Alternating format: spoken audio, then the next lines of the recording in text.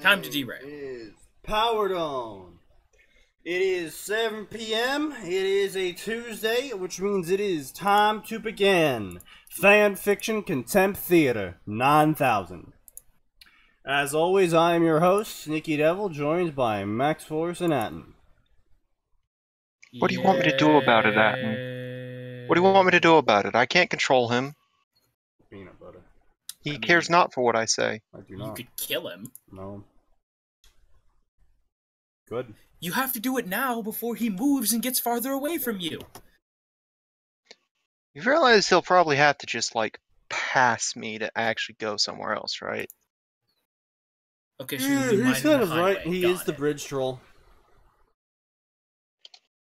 Anyway, so, to get us into a good, happy, enjoyable mood, we're gonna start with, no, I hate it when you say things like that. That makes me afraid. Hogwarts Prayers and Miracles.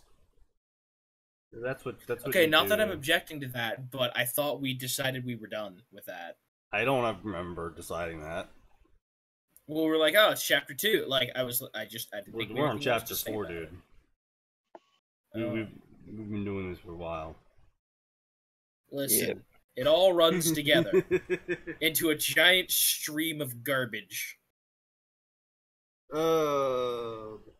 Anyway, as always, do not contact any of the authors featured in these stories unless you are going to be providing actual constructive criticism.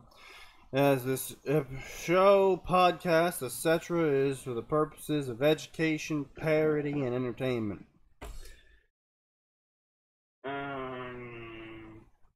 Blah, blah, blah, blah, blah, blah. Do not bully people.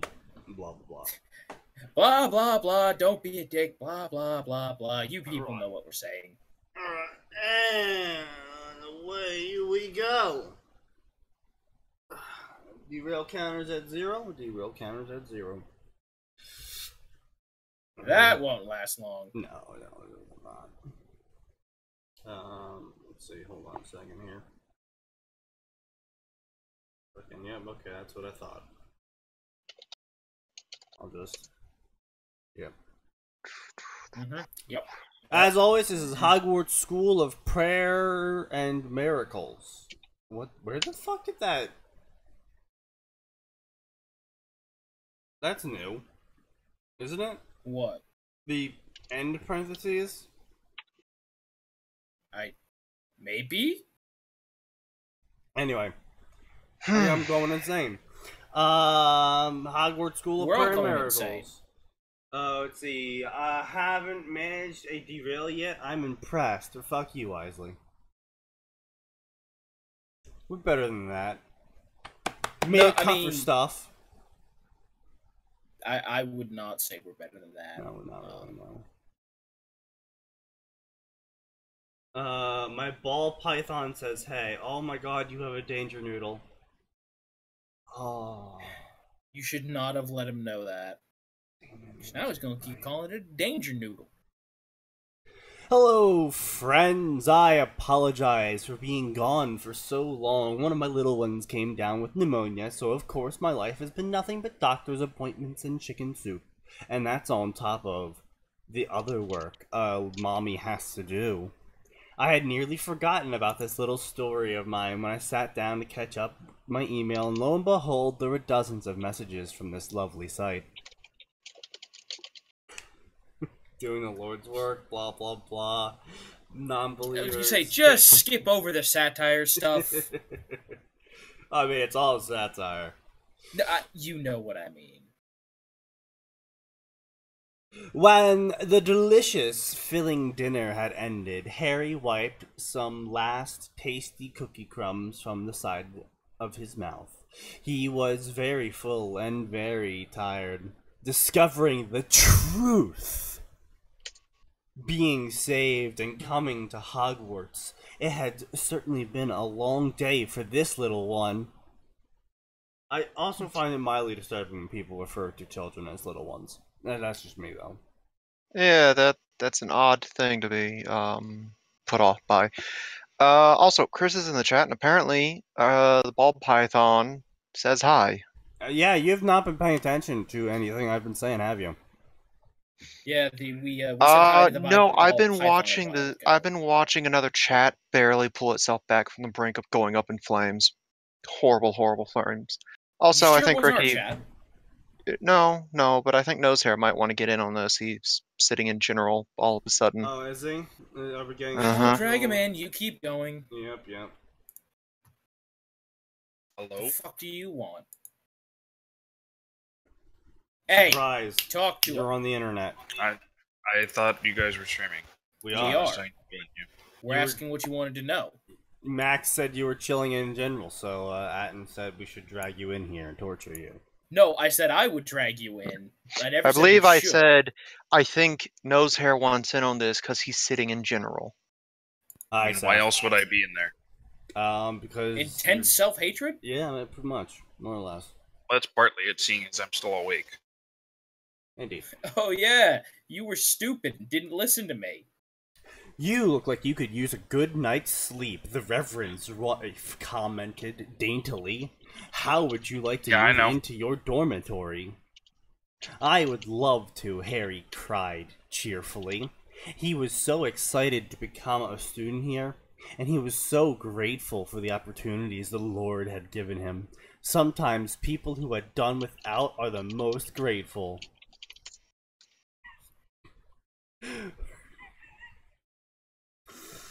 What did I just hear? Oh, don't you know this is Hogwarts School of Prayer and Miracles? It's not the Dark Souls fan fiction you're hoping for. Indeed.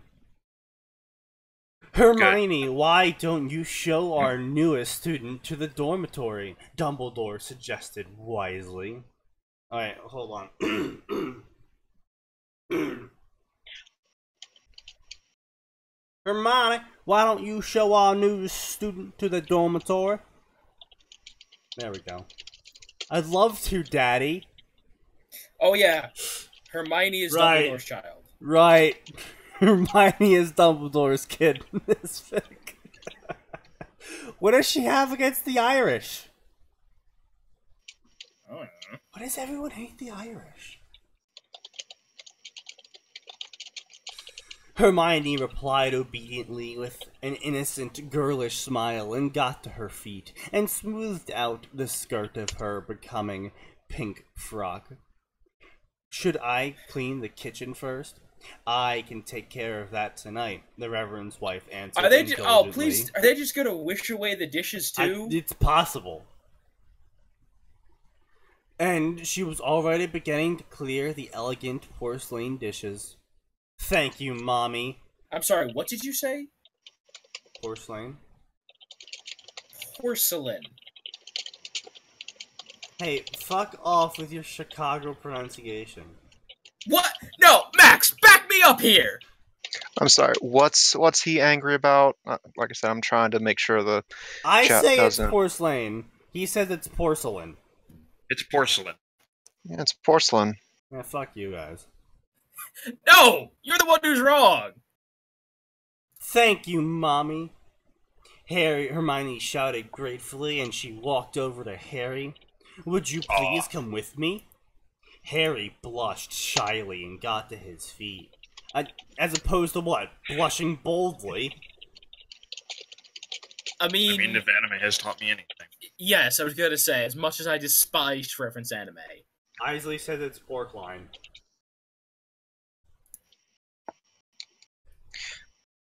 If I was in the YouTube chat, I'd be timing Isley out. But I'm not, so be grateful that I can't abuse my mod powers.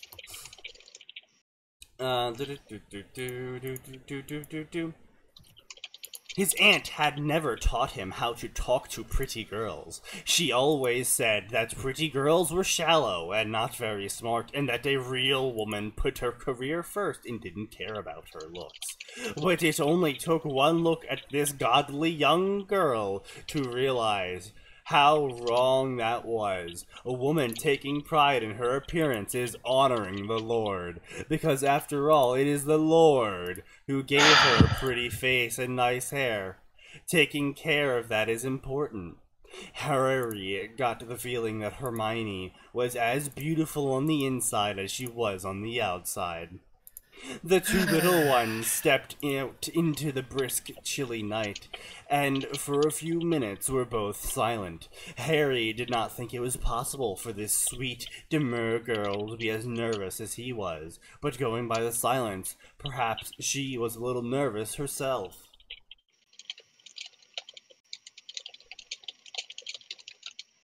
After a few minutes, Hermione welcomed shyly. "Welcome to Hogwarts. It's a wonderful place, and we really are so glad to have you here." Harry's face reddened. Are you glad? Yes. Harry's face reddened as they crossed an expansive, flowery field. They were going in the direction of a cluster of imposing academic-looking buildings. "Thank you," he muttered happily. "It is beautiful, and it feels very holy." "It is," Hermione commented enthusiastically, and her chocolate-colored, carefully curled tresses were bouncing along with her steps. "My father is a very godly man, and to spread the word of the Lord is his greatest dream."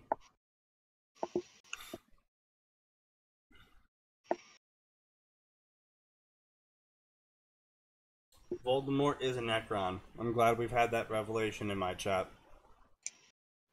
I mean, I'm not saying I disagree with them, but where's the evidence for Voldemort being a Necron? He's a skeleton and he's green. That is not sufficient Necron evidence. They walked It's for enough a for me to few shoot more Xeno minutes Scout. in silence.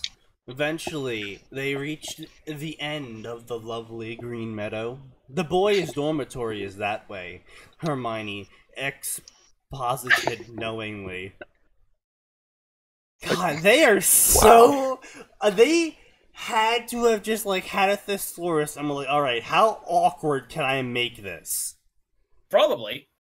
And, with the innocent, casual affection so often found in children, she grabbed Harry's hand as she led him around the edifices of the classrooms.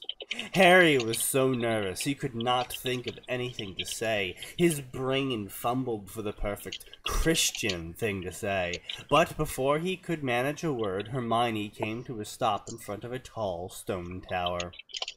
"This is the boys' dormitory," the devout young woman explained kindly, as she gestured to the heavy oak door beside them. "I would show you inside, but I would hate to cause a scandal."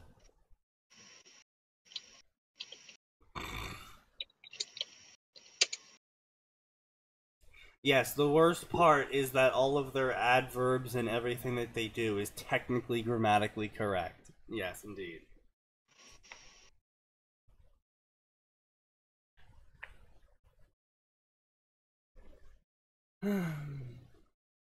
"I understand," Harry declared graciously. "Too many young men these days pressure young women into things undesired and forbidden. It is..." Okay, hold up. Hold up. I am gonna nitpick. How is Harry gonna know about that? How's he gonna know about that? Because you spent his entire life sheltered. It's because he's Christian now, so now he knows things. Oh, I see. Indeed. "Too many young men these days pressure young women into things undesired and forbidden. It is the mark of a true old-fashioned gentleman to respect the fact that every young woman is another man's future wife." Which is exactly... No, I'm not going No, to. don't. Just don't, yeah. And we I was gonna all make a know stupid joke, but... that it would be a dreadful, terrible sin to bring another man's wife into intimacy. What does modern culture suddenly treat that as okay simply because he does not have her yet? Man's law may permit, but the laws of the Lord are not bound by this. This person has spent far too much money on Fire Emblem.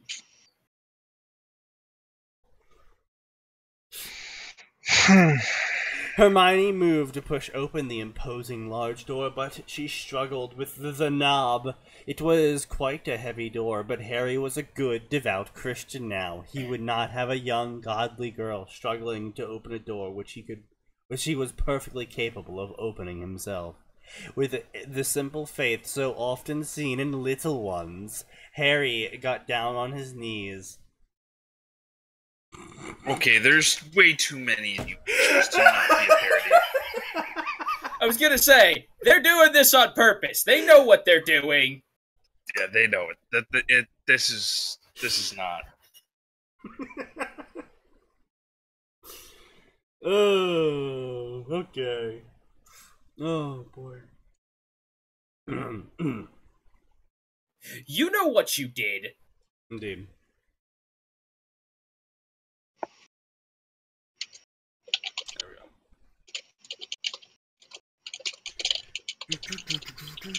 With and shouted prayerfully.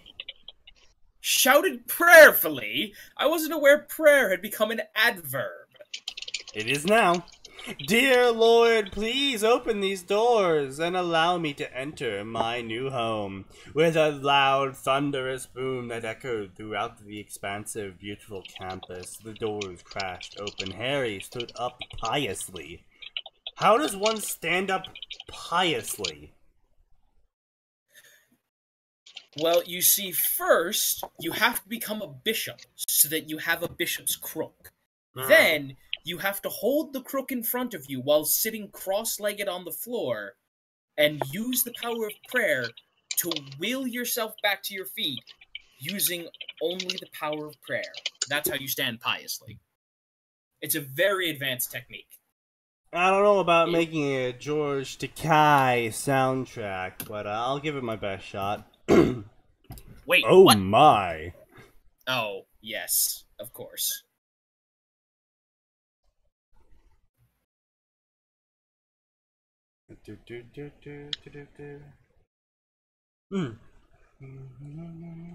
Hermione's jaw dropped. Now she knew for certain that this was truly a man of the Lord. Harry was about to step inside when Hermione grabbed his arm. He blushed once more. Wait, Harry, Hermione uttered quickly. There is something you should know. What is it, Harry? Why did we lose nose hair? I don't know.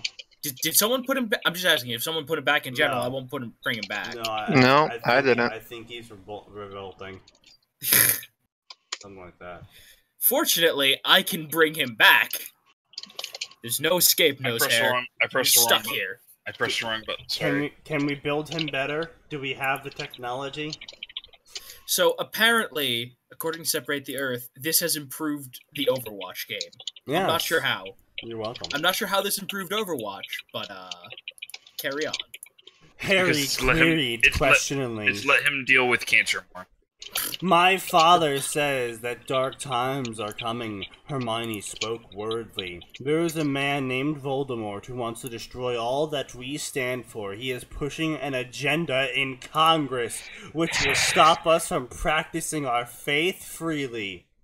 But that's what the founding fathers built this nation for, Harry cried indignantly. The freedom of religion. Wait, did we suddenly... I thought this... We already covered this. It's taking you're right. place in the South U.S. You're right. I'm sorry.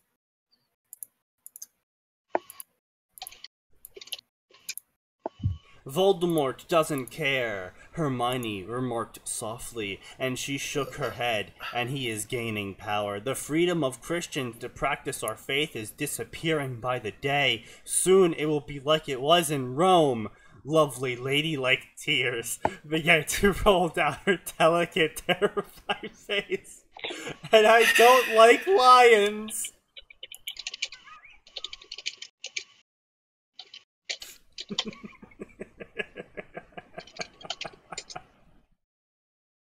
It will be all right, Harry reassured manfully. God fucking damn it. We just need to pray really, really hard. That's why we're here, after all. You're so brave, Hermione pronounced admiringly, and she wiped the tears from her eyes. She flung her arms around Harry's neck. Thank you for giving me the courage. Harry patted her head before departing and entering his new home. It wasn't until the doors had closed behind him that he realized he did not know where he was supposed to sleep. The tower consists of an old stone staircase winding up the steep, sacred walls, and there were doors leading into each bedroom off the stairway corridor. Harry felt very lost for a moment, but a quick prayer showed him the way. As he collapsed into his bed, very tired from an eventful day, he thought about the days that were coming. It was truly a good thing that the Lord had called him when he did. Alright, great. Let's get on with the garbage. Indeed. Is everyone pumped up and excited now? Do you feel the No, blood play Overwatch. flowing? Listen. I'm already at a new low for the day because I found out that Sonic Team partnered with Hooters. That was a thing, wasn't it? It's currently a thing. I see.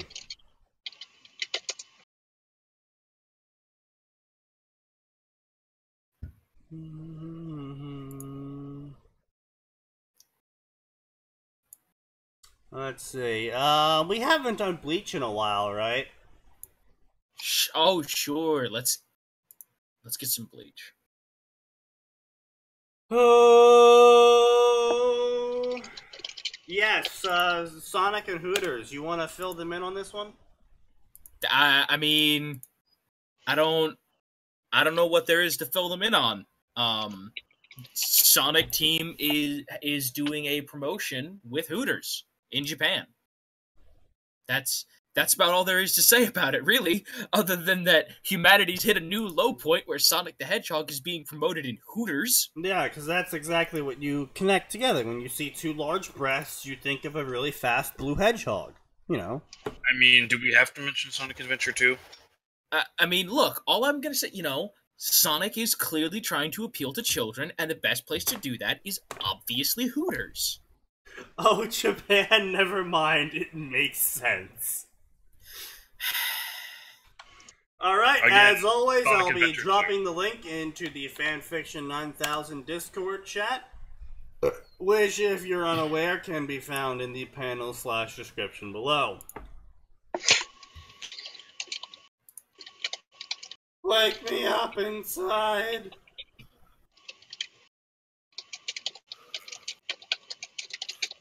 No one will wake you up inside. Nope. Ugh.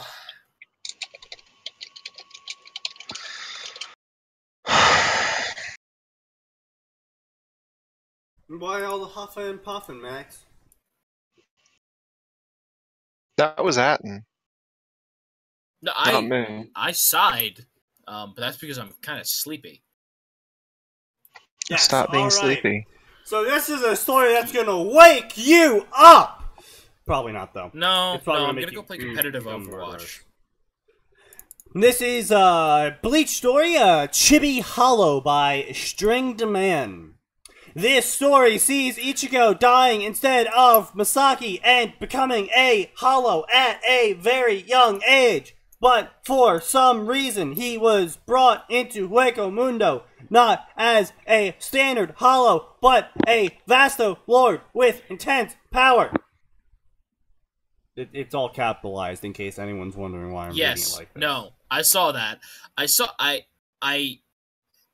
It was bothering me. It's bothering me. I'm not angry about it, but it's like a pebble in your shoe. It's an intense annoyance. Which one was Masaki? I think His that was mom. the mom. Yeah, that was So his Ichigo. mom. Okay. So instead of the mom dying, Ichigo's gonna do that, but for whatever reason, he's just gonna show up as a Vasto Lord. Which, Okay, no, so rewind super back into the actual beginning of the first flashback that leads to the pre-beginnings of Bleach. Ichigo's mom is attacked by Grand Fisher, right? And he runs, and his mom is killed by Grand Fisher? No. His mom moves him out of the way, and Grand Fisher ends up Grand Fisher was originally aiming for Ichigo. Okay. Yeah. Yeah, and his mother took the hit instead because, hey, she's a Quincy. She can see those things. Yes. Okay. Alright, so, instead of, that occurring, and then she goes poof, Ichigo goes poof, and becomes a chibi hollow.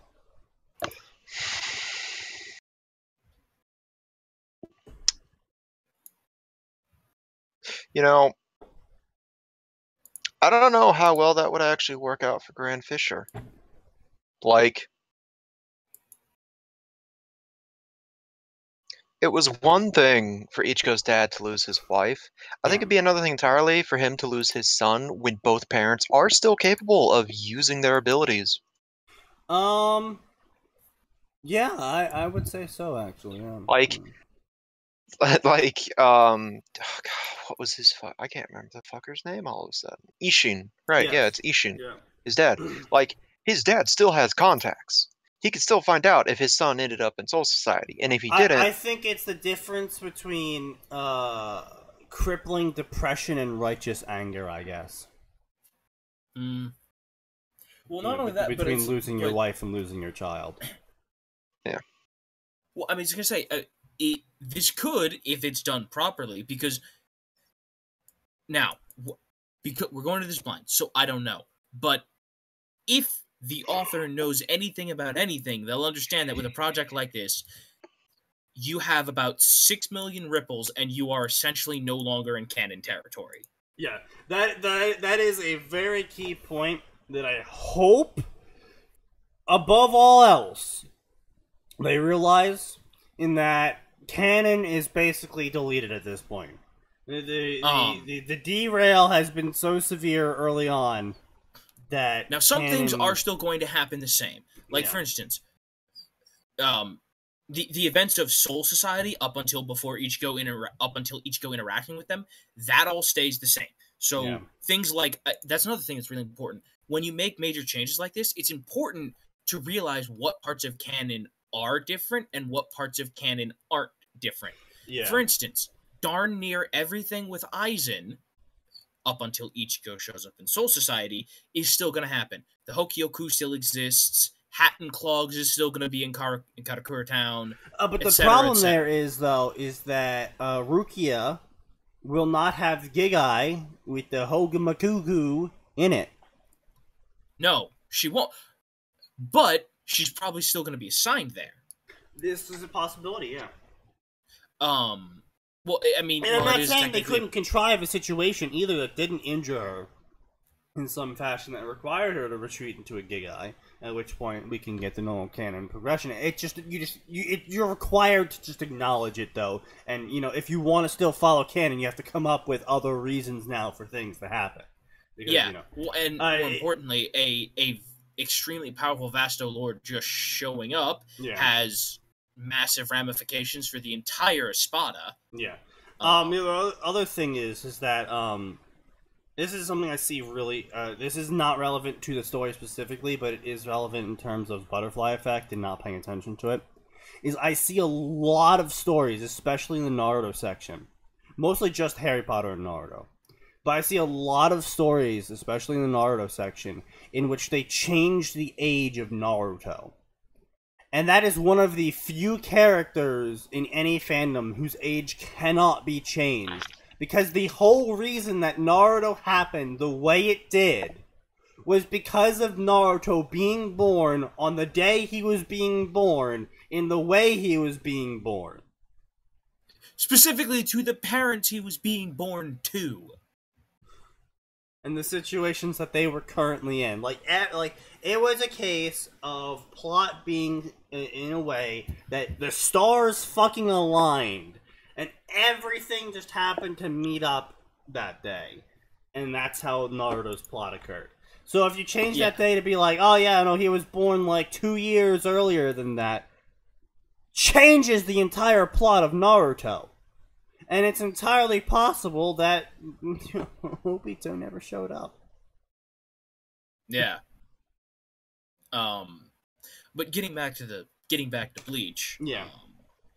What I was gonna say was you know, there's a couple of really interesting directions he can go, specifically with Ichigo's family. Mm. You know, his like you said, the difference between crippling depression and righteous anger might be, what if Ishin tells his kids, Ishin and Masaki, they decide, you know, hiding our powers didn't do any good, so we should train our kids early on to use them. You know, I mean, quite frankly, oh my gosh, I can't remember the middle sister. What's her name? There's Karen and Yuzu. I believe Karen is the...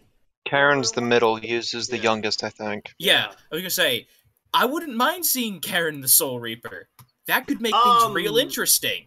I will contrast this story by bringing up White next.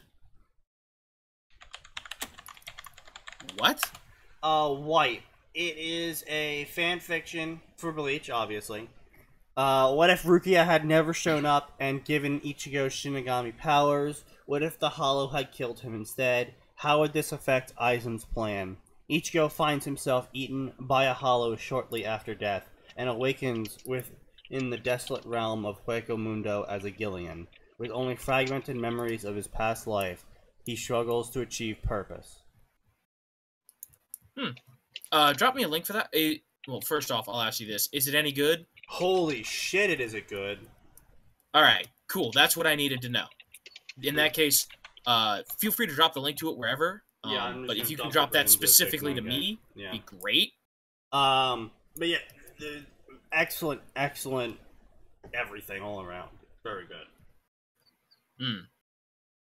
But in that story, the reason why I brought it up is because in response to Ichigo becoming a Hollow, they make Yuzu Shinigami and Karen... No, sorry, the other way around. Karen becomes Shinigami and Uzu becomes a Quincy. Well, Karen actually does start hunting hollows in the epilogue chapter, so I could easily see her. I was gonna say, I mean, even before the epilogue chapter, she's technically hunting them. Yeah. Just kicking them with a soul-powered soccer ball.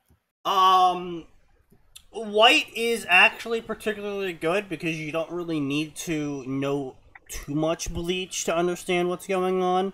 As, you know, obviously explains everything because Ichigo, you know, kind of doesn't have any memory, so everything has to be told to him.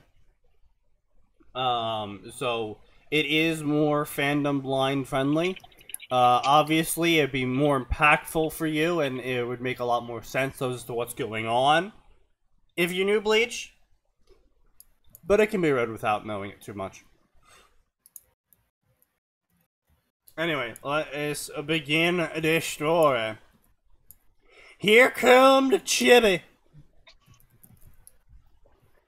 Ichigo was very happy when his mother showed up to pick him up from his dojo training with Tatsuki. She had beaten him badly to the point where he started to cry, but that quickly changed the second Masaki showed up to get him. The 8-year-old immediately stopped his tears and smiled the second he saw her. He took off his protective helmet and walked over to her. She knelt down in front of her boy and smiled warmly at him. "Go get changed, and we'll head home so I can make your favorites, okay?" she said with her warm smile.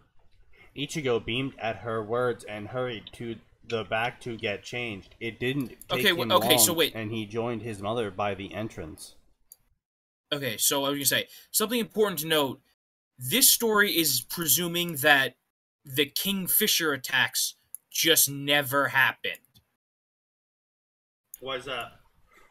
Wasn't she pregnant with Ichigo when she was attacked by Kingfisher? No, she was, no.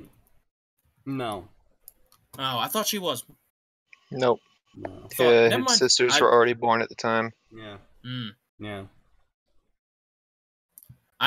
Like I said, I was wrong, so... Yeah, no, Kingfisher's the one that kills her, so...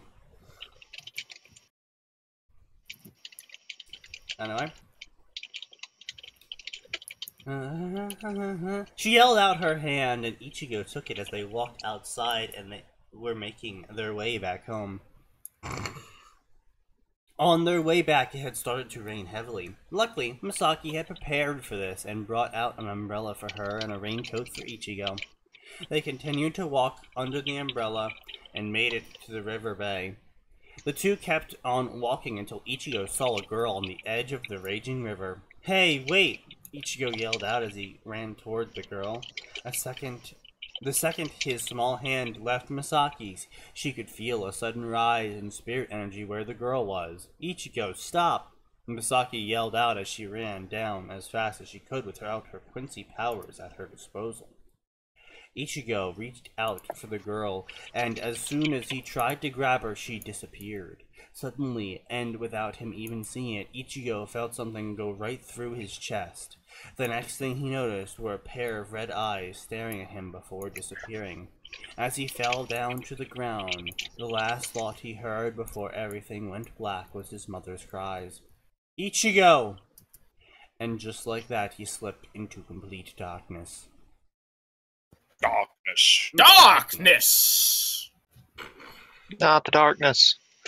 Anything but that. This Anything boy's but the hot. darkness? Loud. What about nothing? Don't you start that. Get the fuck out of here, Zimnus. "Ichigo!" A voice started through the darkness.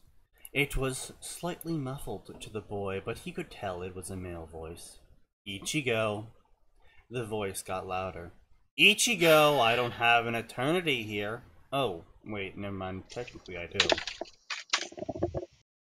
Ichigo could barely open his eyes, but he managed to crack them open a little. He saw that he was in what looked like some kind of floating rock surface. When he saw that, his body suddenly had a burst Did you of... just say in? Or yes, own? in. It Yeah. is floating He in was a rock. He was in a floating rock.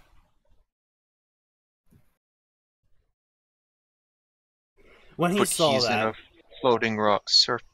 Yeah. His body suddenly had a magic. burst of intense energy When he saw that, his body suddenly had a burst of intense energy surge through him. There's some tense errors in this sentence, and it's making me annoyed because I can't figure it out. Welcome to creative writing. Proper English has no place here. Indeed. Oh, please, we've known that for years. I know. That's why I'm really angry at high school sometimes. Lying pieces of shit. More or less.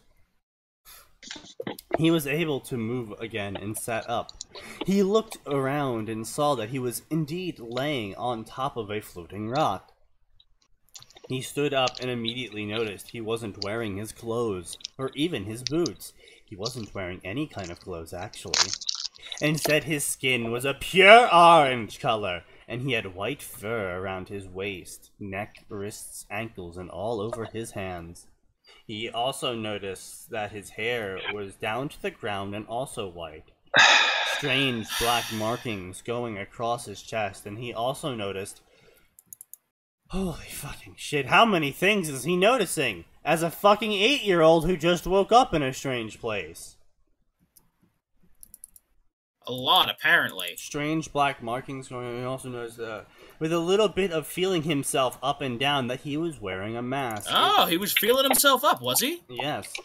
It was the shape of some kind of dragon with sharp-looking teeth and black marking going around its mouth and eye holes. Wait, what? This is a very gussied up, hollow. I was gonna say, look, even if he's showing up as a Vasto Lord, this is way too fancy. First of all, I don't understand why you're having him start as a Vasto Lord. That makes no sense. The amount of ability and spiritual pressure that Ichigo has, you really could just have him start as a basic hollow. Yeah, and work his way and up. He would, like... Yes. Sure, it would be a little unbelievable that, Your complaint, Atin, is actually covered in white. And it's actually a big part of how white progresses. Yeah.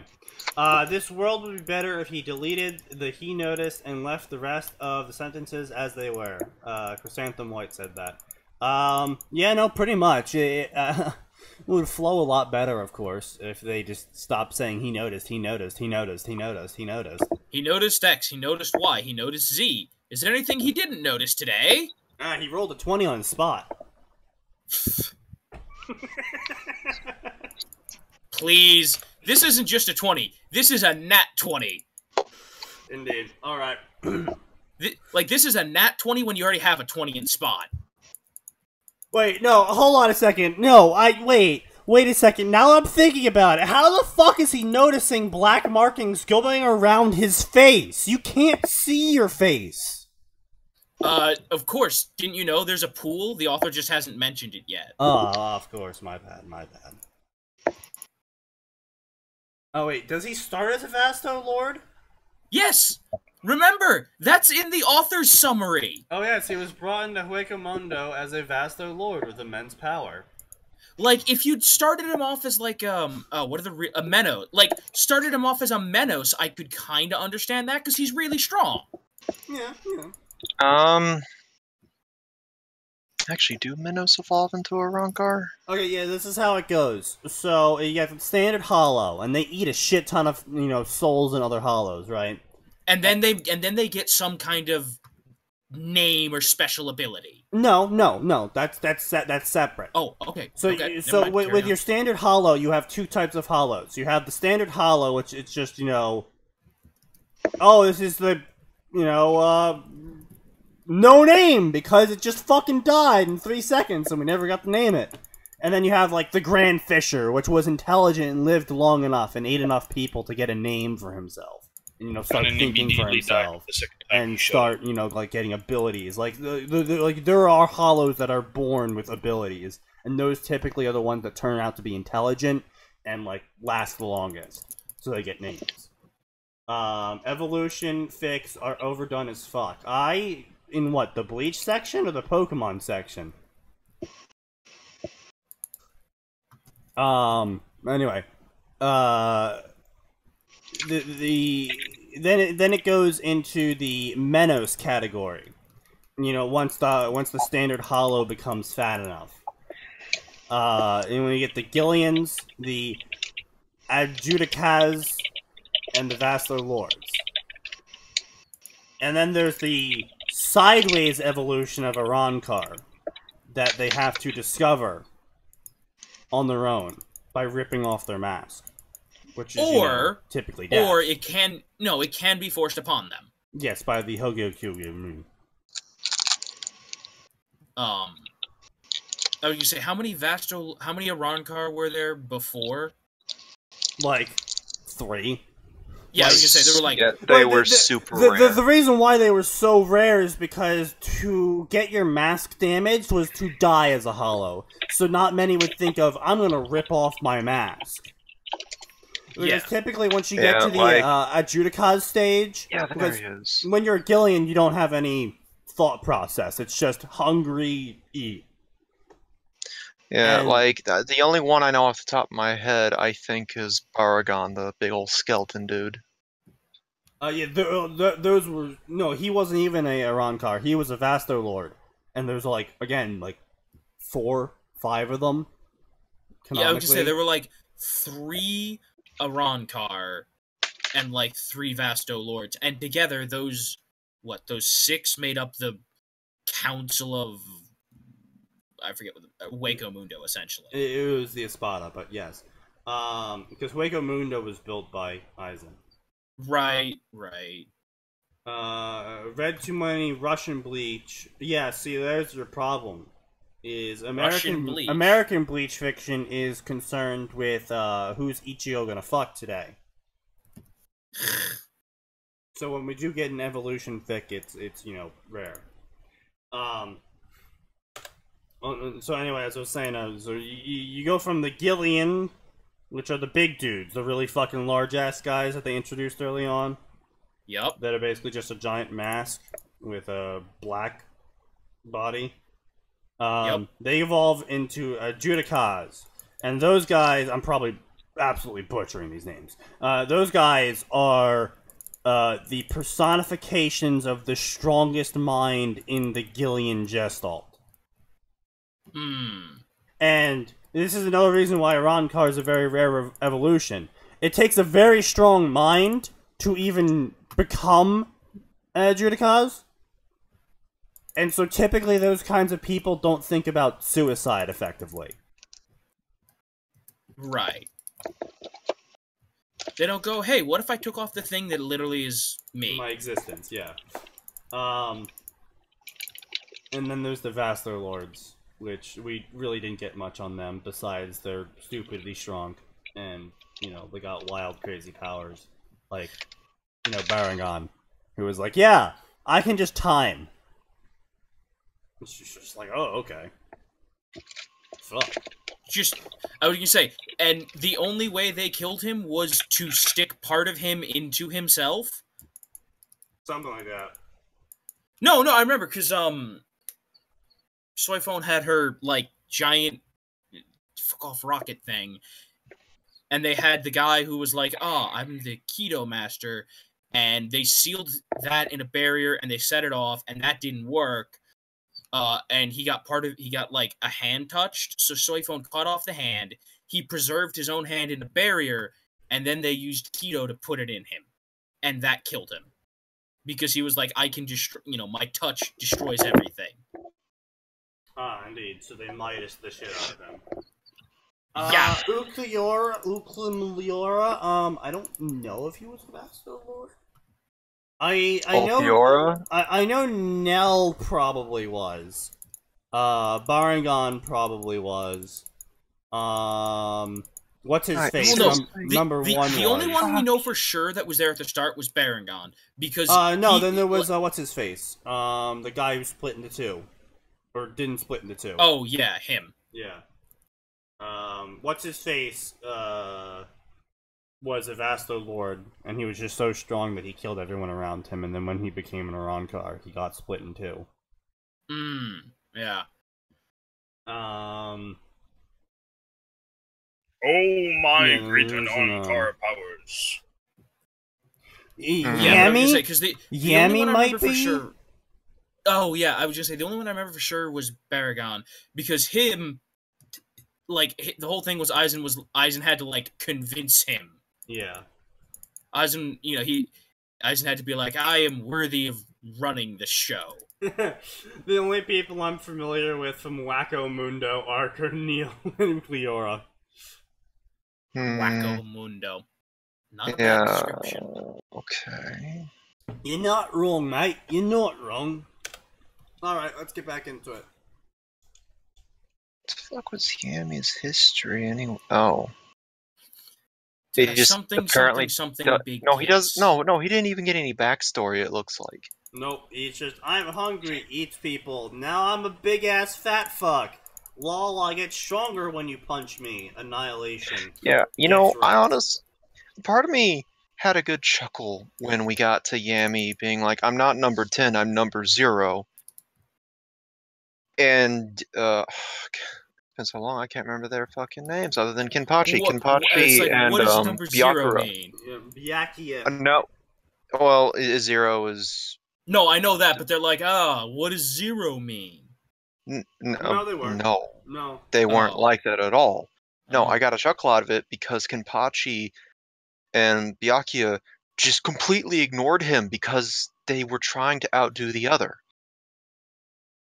Like, he got stomped by 2 captains who gave no fucks that he was the strongest of the Arankar.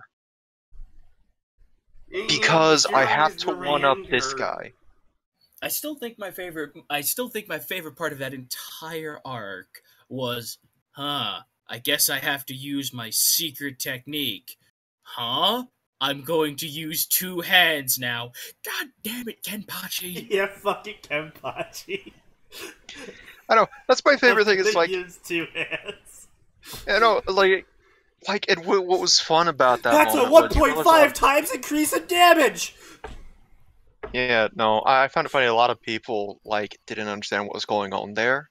Comments I was gonna say, don't forget, he also used to add double his strength, so... Well, yeah, I know, but a lot of people are like, "What's the point of him doing two hands?" I'm like, "Oh God." Wait, no, people were actually commenting that they didn't understand why. Oh my god. Yeah, no, like, I just remember before that we when got that was the happening, I actual was like, swing, oh, yeah. yeah, before we got the actual swing, people were like, "What's the big deal about him using two hands? Why is he making a big deal out of this?" Like, because it doubles his swinging speed and power. He doesn't like Do you not using sword understand what techniques. two hands do? Yeah. He also doesn't like using sword techniques because that means that technically the old timer who trained him was right, and he doesn't want to admit he was right. Admit someone was right? Never. Anyway, let's go. Go ahead, continue. Wow! Ichigo started after he noticed almost everything on himself. Yeah, he definitely did roll on that 20. That was when he noticed that he had wings coming out of his back and a tail. Alright. Hold up. Can we be done now? I think we're done. No. We have a ways to go. No. They were pure white, just like his hair. Pretty cool, right? The voice spoke once again. Ichigo turned to where the voice was coming from and saw the voice came from something on top of another floating rock. After a little bit of focusing from Ichigo, he saw that it was a dragon that almost looked the same color-wise as Ichigo. It was a four-legged dragon that had an almost Cesare grin on its face, and it was in a relaxed... Cheshire, you mean? I can't tell if you're making fun of me or not. No, seriously, the pronunciation is Cheshire, like the Cheshire Cat. Alright. Cheshire. I'm getting worried about him. Nah. Like, the longer we do this show, the more I learn about... How wrong his pronunciations are? Nah, it's normal. Yeah. Since when were there dragons in Bleach? There's dragons in Bleach if the author says there's hollow dragons in Bleach. Breach. Breach. Well, we Breach and clear. This is not CSGO, Sneaky. Drink some Breach with your fires. Here you go. How are you feeling right now, Ichigo? Ichigo cocked his head for a second and just looked at the dragon intently. The dragon looked at him in a nonchalant way. Oh. Actually, technically, there is a dragon. Alright, now you're doing it on purpose. You know, there actually is technically a dragon in Bleach. I forgot about that. Yeah, Hitsugaya, the ice user, his Zanpakuto is an ice dragon, and the Zanpakuto is a unique soul. So... The more you know. I mean, technically, I guess there could be a dragon hollow, but kind of lame, dude. That's the kind of thing you save for, like, chapter 2 or 3 or something. I think it has something to do with the names on Getsu. Look that up for me, Max. Pretty sure Zangetsu is something like Heaven's Fang or Moon's Fang. Let's see, Zangetsu... Slaying Moon. Oh, okay. It's got nothing to do with that, that's for sure. Let them have their dragons. Dragons approve everything, says Chrysanthemum. No, dragons no, dragons do not improve everything. They certainly didn't improve Aragon. I was about to fucking go there! Hang on. I was gonna be like, look at Aragon, for example. You take boring farmhand, and you add a dragon, and boom! You have a shit movie and a terrible series! It's an improvement! No, hang on now. The first book is well written and was an enjoyable read. Second book, just as good. The third one started doing a downfall. The third one was already on a downhill slide. But when they said there was a book 4, I was like, all right, No, I'm that's going the to point. finish this, Yeah, but no, this is that's going to be bad. Yeah. that's the point where it's like, no, I was promised a trilogy. Why would you? It wasn't the thing of like, yay, my series is continuing, like I would with, say, Star Wars. Yeah. This was, what's wrong with you? Yeah. Are you an idiot? Like, middle school me knew that was a stupid decision. Yeah, no, Like, did you sometimes- hear his reasoning for it, too? Yeah, he's like, oh, there's so much that I wanted to I add. was No, there writing and wasn't. writing and just ended up writing a book too large. It's like, okay, well then clearly you gotta get your shit together and take some of that writing out. Okay. Yeah, you know what you do with all that extra writing? That was probably just a bunch of useless world detailing.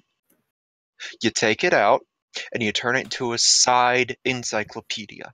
Indeed. And make Or- even more money off the Or series. you spend your entire life adding to it and adding to it and adding to it, die, let your son finish it, and then publish it as the Silmarillion. Or the Aragorn. Doesn't really work. No. Good try, though. I couldn't get through the first Aragonillion? chapter of No. Aragon, so I wouldn't know. I mean, I read Aragon when there was like nothing else for me to read, and Aragon itself, at the age I read it at, was like, "Hey, this isn't bad." And now looking back on it, I'm like, Aragon was meh. Eldest was actually fairly good, all things considered, because it touched on a lot of shit and it set up a lot of shit, Yeah. and it was actually fairly good, all things considered. Then Brissinger comes out, and you're just like, you're supposed to improve after years of writing, not get worse. Oh, well, I wrote myself into a corner. Okay, then that means you need to scrap what you've got. But it was... I needed to finish the series. You know what would have, like, I still actually need to finish the 3rd book and read the 4th.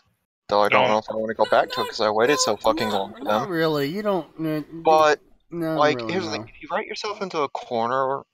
How did he write himself into a corner? Did he make, like, a near impossible situation that he had to do a massive asshole? Basically the premise of him writing himself into a corner is throughout the story of Aragon and Eldest, he was building up Galbatorix to be like this really big bad that just needed... Yeah, He I kept remember, adding I to remember that. Galbatorix, making him spookier and spookier. And then Yeah, at I one remember- point in Eldest, you know, he meets the elves, and he's like, oh, well, why can't the elves Yeah. just go fuck up Galbatorix? Because he made the elves all this strong. And he's like, oh, well, Galbatorix is actually secretly getting stronger. And, yeah. Wait, did he fuck up the Galbatorix? Oh no, he made Galbatorix literally unkillable. Like, He didn't even kill him at the end of the book. yeah, Do you care about a spoiler, Max, as to how he beats Galbatorix? Tell me. He Just tell goes me. full anime. They go full friendship is magic anime, and Aragon invents a magic spell to make Galbatorix feel. yes. And he makes him feel all the mean things he did. And so then Galbatorix kills himself. Remind me, was Galbatorix human? Yes. Yes. Okay, you know what would have been... He was literally far- just Darth Vader. Yeah. You know what would have been far more interesting? What? Getting to Galbatorix and pulling a big boss. Mm. Because I did more digging into Metal Gear stuff, and... Oh you know, boy, the that's a legend- train that never stops. Well, I went specifically for Big Boss stuff. Big Boss is all it was lauded as a hero Yeah. until, you know, It depends on which boss, but yes, okay, carry on. well, no, specifically Big Boss. He was always lauded as a hero. That's what Phantom Pain was. You were building the legend as his double. Indeed. Let the legend come back Have to life. Galbatorix relying on that, and he just turns out to be a normal-ass human who's just really good at talking shit. And lying. Maybe some good maybe like really good at like illusion at tricking people with magic. Yeah, like, it's like, where's your armor? Oh, that armor's not real. What? Yeah, no, like, that's fake. Or, I just had one of... he Like, had oh, an that? equivalent I have of been right- pretending didn't to be retarded for 5 years. Didn't he have a, didn't the author have his own equivalent of the Riders from Lord of the Rings: The Wraiths? What were Yes. they? Yes, they were the Forsworn, who magically got struck their names out of existence because reasons. Yeah, They like were- just have it be like that was one of my Forsworn dressed up in that armor. I'm not No, going out yeah. there. Are you fucking insane? Yeah, I no, could I would die. have actually been highly amused if in the end it turns out that Galbatorix was just a really good master schemer. And he just, like, plotted the assassinations of everyone and, like, you know, had someone like, acting as a that would have double, been a million times better. That would have been 1,000 times better than, like. Okay, look, I got into the Aragon series late. I started reading it because I went and saw the movie with my brother and my dad. And even when I was a young kid, I don't want to think about how young I was when that movie came out. But I went and I saw that movie with my dad and my brother. And as we're leaving the theater, my dad was like, "So, what'd you guys think about it?" And my brother and I were both just like, "That was really bad. That was really bad." We're like, we can tell. We've never read that book, and we can tell they butchered that story. Oh, and my dad was like, I watched the movie, and I sat there for a while. I was like, okay, they're following all the... while I disagree with, like, half of the visual stuff, they're following all the chapters relatively well. Oh, they just skipped from 20 to 32. Oh, they're at chapter 40. Oh, we're in the second book now, chapter 5. Oh, we're back to chapter 31 in the first book? What? Yeah, but like I said, as someone who'd never that read the movie book, I hurt. was like, all right, I don't know what they did, but I can tell you they messed some stuff up. Because if this is the book that has all my friends at school raving, my friends are stupid. Yeah. No, the problem is it started off in Aragon with Aragon being a farmhand. And that was the power level you got used to. Is Aragon's a farmhand, he's learning basic magic, he's got his smallest dragon, he can't do much. He can fight, but not much. In Eldest, he gets better. Don't forget all the stuff that was skipped, by the way, for Saphira growing up. Oh, yeah, that too. In Eldest, he gets better. And, you know, he gets taught by more experienced people. There's some character depth, some character growth. You know, he gets healed. He learns from his mistakes. He grows as a person, etc., etc. Gathers allies. And then Brissinger happens. We don't talk about Brissinger. Yeah, we do. And he finds a MacGuffin to kill the enemy. It turns into Fire Emblem. Okay, no, hold on. Things started going down. I'm sorry, what'd you just say? it turns into Fire Emblem, where they need to find a MacGuffin to win the day. Not all Fire Emblem games need a MacGuffin to win the day. There's at least 2 that don't.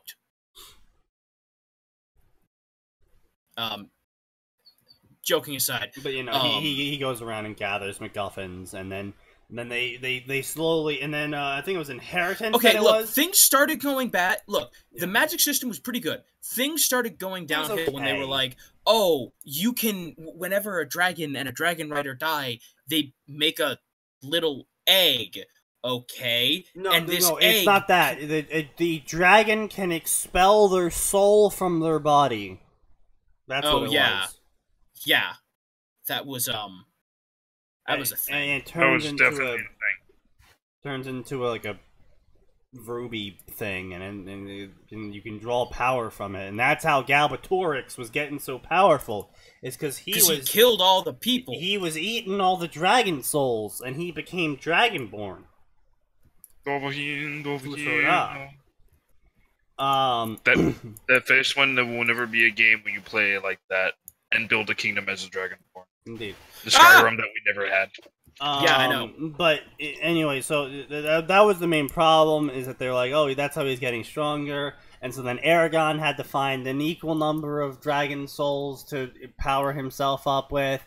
And then the main problem is that it turned into a slog in Inheritance, where they it was every chapter was like, oh, go to this city, they assault this city, this thing happens at this city, and then they win, and then they move to the next city, and then they assault this city, and then the thing happens at this city, and then they win, and they move to the next city, and you just repeated that with like fucking 4 or 5 cities or something.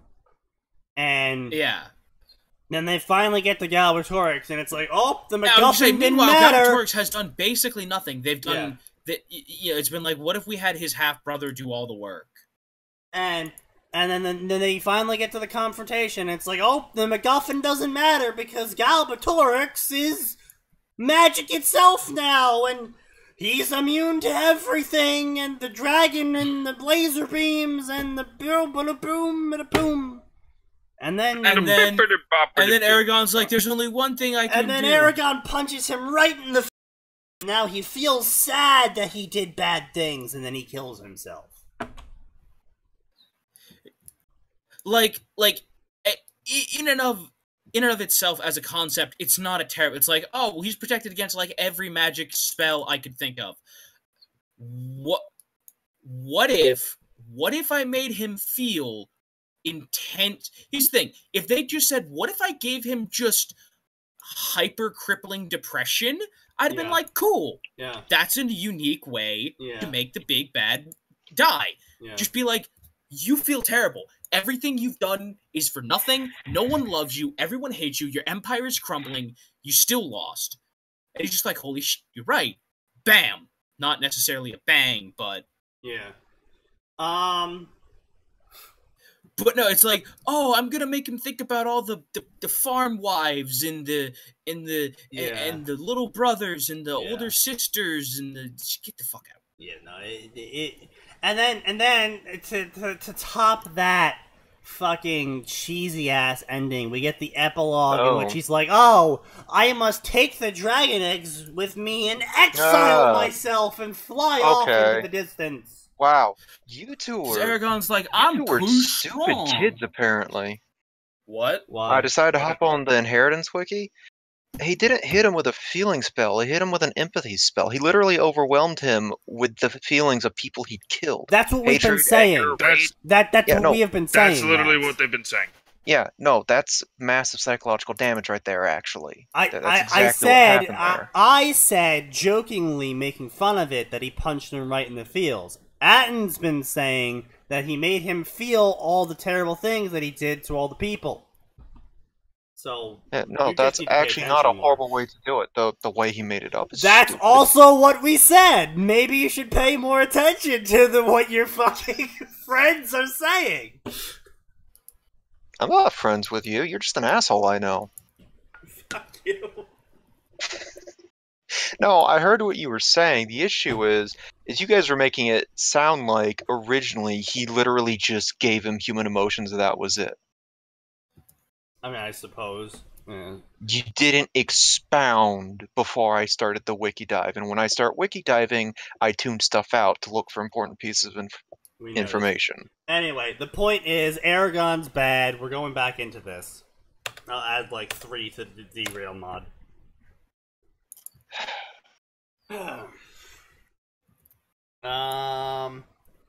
Pretty cool, right? How are you feeling? Cocked his head, looked at the dragon. Dragon nonchalanting. Hi. Dragon smiled. About time you said hi. Okay, looks like you're ready to go. Where are we going? Going down. He was falling. Surge of strange information came to him on a place called Hueco Mundo and Hollows. Okay, not... Alright, correct me if I'm wrong, but it isn't, like, don't like all of the Hollows watch, like, the entrance to Hueco Mundo so that when the fresh meat shows up, they can all try to kill the fresh meat? A good number of them do, if I remember Grimjow's backstory correctly.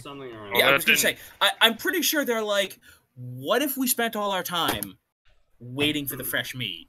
Because it's like, well, we can't do anything else around here, and I'm too scared to go fight because I don't want to die, but I want to get stronger so that I can keep getting stronger so that no one else tries to eat me. And so then they just watch the front door. Like, I get he's showing up as a Vasto Lord, but he should have been attacked by now. Yeah, probably. Like, I'm sure there would have been 1 or 2 that were either stupid or confident enough to go, oh, look at that. That one hasn't even stopped being human yet. That's fair enough. Information coming to him. Information was vast but manageable. After a moment of lying there, he looked around the forest. I was going to say, telltale sign of a bad writer. They say something, they make a statement, whatever that statement may be, and then they immediately negate the aforementioned statement. It was dark, but not so dark that you couldn't see. It was vast, but manageable. It's like, so why don't you just tell us what you actually wanted to tell us? Like... Yeah. Walking around aimlessly is a good way to get lost. Voice of the dragon, where are you? Where's mom? Chill, dude, and don't be loud. Attract attention. I'm sorry, but so just because you say the way you said, I don't know why. Wait, I'm sorry. What was that last thing you said? Because of the way you said "voice of the dragon," all I can imagine now is Bruce Lee is guiding young Ichigo. Yep, there we go. Bruce Lee's guiding Ichigo. You'll attract unwanted attention. It's just me, the dragon in your head, inside my head. I don't understand. No time for talk. Get ready to fight or run. Didn't know what he meant. He was being watched. Saw multiple sets of eyes staring at him. Taking the dragon's advice. Taking his dragon's advice. Right. Okay, interesting. His dragon's advise. Ichigo ran in the Minotaur Hollow. Look what we have here. Tiny vascular lore that smells delicious. Stepped back in fear. Hollows circle him. Pipsqueak. Let's eat him. How does he taste? Ichigo closed his eyes. Dude, don't accept this. They're small fry compared to you. Make them terrified. Kill them all. His words ignited fire inside of Ichigo. Just as the Minotaur bit down, his teeth shattered. He shrieked in pain, took the opportunity to break free and punch them all. Minotaur landed on the ground hard. All the other hollows looked at the small Astro Lord and shouted a Sero at them. Oh, so he just innately knows, like Yeah, don't you know that was the vast amount of information he was just given? I can say, look, I get that hollows know a lot. I do, but like, yeah. This is just part of my problem with him going, oh, he had a bunch of information, but it was a manageable amount. It was a lot, but it wasn't too much. The hollows scattered fast, but not all of them could get away. Every hollow that was with the Minotaur was now nothing but ash. That's not how hollows... no. Not how hollows work. Wow, how am I this strong already, dragon guy? I thought I was supposed to be a normal hollow. And why would he think that? Why would he think that? Because of the vast amount of information that was granted to him.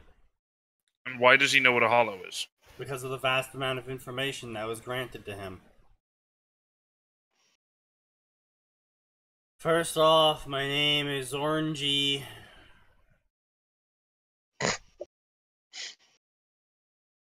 I wish I was making that up. No, I just like the way you pronounced it. I'm not even going to bother fixing that pronunciation. No, seriously. That's how the author is saying the name is pronounced. Wait, okay, Wait, is that in the authors? No, I see. No, it's the next. It is the next line. It is the next line. Orangey Ichigo questions. Your name is Orange? Shut up, Orangey yelled out in annoyance. Well, no, that is literally orange if it was romanized from katakana, but like that is not the problem here, Matt. That's not what we're saying. No, I'm not saying that's the problem. Fuck off. You know I zero in on different things from you. Sorry, continue.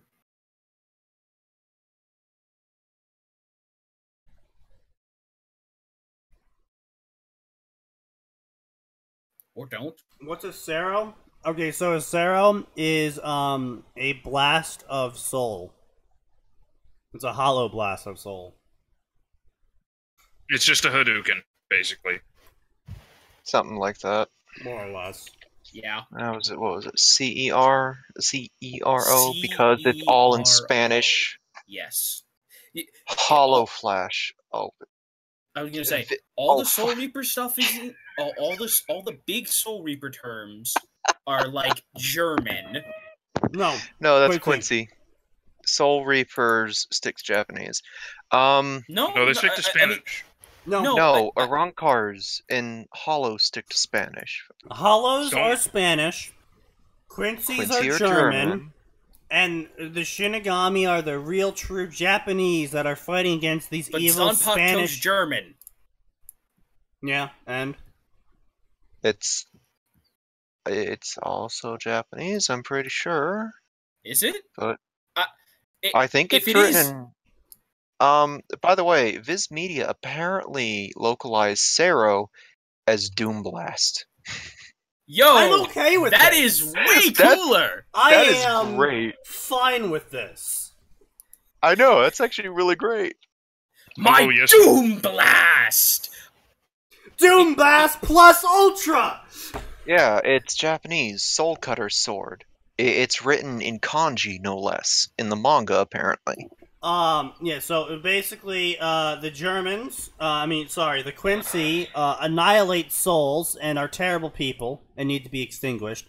The Spanish go around kidnapping and eating people, and the Japanese are just trying to save everyone.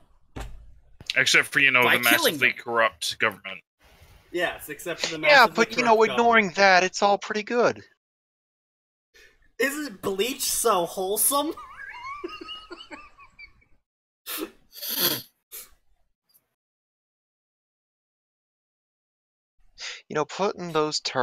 Putting that particular context sounds like a horrible show.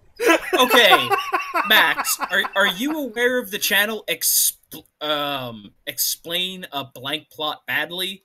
They do it for books, movies, video games. Pretty much everything can sound. Aware. Everything sounds terrible. That came out wrong. Nope, that came out exactly as I meant it to. Also, being that this is Japan, I would not be surprised if that was actually the mangaka's thought process. They're a bit elitist. Also xenophobic. That too. Let's be xenophobic. It's really in this year. Fuck my elbow. Alright, let's keep going. No answer. Last of the Hollows. Portal in the sky. Ichigo was going to jump for the portal, but closed before he even left the ground. His sign defeat. Ichigo watched as the Hollows started wreaking havoc on the forest. The Menos were all firing Seros in directions. While I'm sorry, why are the Menos all just Seroing? Because it's a rave party. Indeed. Judicasses were destroying trees and firing their own Seros at a village. I'm sorry, a village. Apparently. The people in the village were running for their lives as the Hollows continued rampaging. They were killing everything that moved. Alright. Question. People in a Ichigo village just going to become Zoro now? Maybe. Boy. Okay, so why is that? Okay, now it's been a while since I've seen Bleach, and I could be wrong, but I'm pretty sure there aren't villages. People do not remain normal there for more than a few years at the absolute maximum. So this is all complete nonsense. Yeah, that seems about right. Let's see. Okay, no, hold on. It looks like Ichigo ran into the darkness and ended up in a portal, which took him to the real world. Okay. No, it's not. It's not the real world. I actually just read a little bit ahead. All right, that's where we're throwing this story. Okay. Where are we throwing this story? Oh, we're in the Shinigami lands. Yeah, and Oh, Mr. so Dragon, now we're just gonna Dragon have Man a giant himself. hollow incursion, are we? Yep. Yeah, Dragon Man himself shows up. Apparently. Let's see. So- Hollow wreaking by the way, havoc. People fucking- running. Rain over the frosted heavens. Hyorin Maru? Hyorimaru. Come on. Maru. The boys shouted, ice flew out, froze all the hollows. Ichigo didn't know what to think, saw the white-haired boy, decided to walk towards them. Captain behind you, the captain turned. The female appeared next to the captain and drew her sword. Ichigo got nervous and started to back away slowly. I'll deal with the little cutie pie, he doesn't seem dangerous. What? Okay. Okay, hold up a minute. Hold up a minute. One, you wait. seem to be trying to imply that she is a cow. Oh my god, I can't remember her name. I know her name. Rangiku. Rangiku. Yeah, they seem to be trying to imply that Rangiku is a coward, which, while she might be flighty, improper by Soul Society standards, not saying there's anything wrong with her, but as far as Soul Society is concerned, she is horrendously improper. Yeah, I can see how you'd be getting that from that statement. This Chaos Knight is so fucking strong. Wait, how is he She implying was that she's not a coward, and she was not. No, she it's would because not. she's saying that she'll take the not dangerous hollow. Well, Which is a disservice to the character. This just looks like the usual situation of... I didn't say that I was agreeing with him. showed up I was just late. saying I understand where Adam's coming from. I'm pretty sure this was a recurring gag 2 or 3 times where he'd show up to the fight quicker than her, end it, and she'd be like, "Where the fuck were you, Rangiku?" Because she just took time because she was way too late back. Like, this is her saying, "I'll take the cute one. He doesn't look like." No. You are correct, Isley. Hueco Mundo is in fact a giant fuck-off desert. We are currently in the Shinigami lands, though, which is a different plane of existence. I think it's a desert that's got at least one forest in it somewhere. The forest is below the desert. Oh, right. By the way, you gotta remember, this is like Lordaeron. Joe. We're in Lordaeron territory now. Do you guys remember Grimjow's last name being fucking infuriating? Jaggerjack? Jaggermeister? Yeah, because it's basically just it. I'm pretty sure it grabbed Jaeger from German and Jacques from French for a Spanish-themed character. Like, Indeed. come on, really? It's just infuriating. Really? How did they get into the Soul Society? Oh, well, you see, a giant portal came and put them there. Because reasons. Now, despite the fact that such a portal would take, at least by the standard rules of Bleach, take time to form, and would have had every single like bleeper and doodad in Crazy Science Man's magic science room going insane. There's no one here, except one captain. Yeah. Also, I think those portals actually can be made immediately, and I think there's mention of them occasionally just popping up on their own. Okay, yeah, so basically what happens is that when the portals that pop up on their own occur, it's your standard hollow. It's like maybe a dozen of them or so they're not too much of a threat.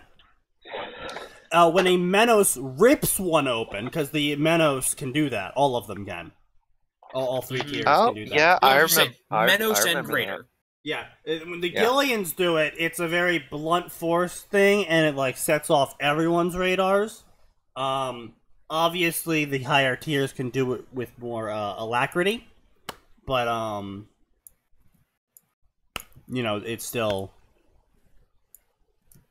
Yeah, an on-purpose portal would definitely set off some alarms, especially with the number of hollows it's transporting. I was gonna say, and with multiple Menos and multiple whatchamajiggets all coming 3 through. Menos evolutionary lines. Yeah, no, it's a bit much. Anyway, so let's see, that's a Vasto Lordy class hollow! You mean this cute little hollow is a vast, O Lord? Inform the other captains and take care of the adjudicas and menos. See, this author is making the same mistake you're making, Atin, in that you refer to menos as and you refer to Gillians as menos, which technically you can, but when you're being like, oh, it's the adjudicas and the menos, it's technically it would just be the menos at that point. You're already covering the adjudicas by saying menos, so you don't need to say adjudicas as well. Well, you could also just call them Grande. Yes, that is true. Because the Gillians were also known as Minos Grande. Yes. Spanish for, I always like that, less big or big minus. Big minus plus ultra. There you go. Hey, someone. Crossover Bleach and Boku no Hero. No, don't do that. That would not go well. No, that would go poorly. No, Although I think it would be hilarious to watch, like, base form Aizen without the Hokyoku be like, I will let you laugh at, oh my gosh, I can't think of his name. All Might? The kid who gets All Might's power. No, the kid who gets All Might's power. I'll Deku? let you take one shot. Boom! Aizen gets killed. Should have let him have that shot. Indeed. Aizen just gets turned into bloody paste. Everyone's just like, oh.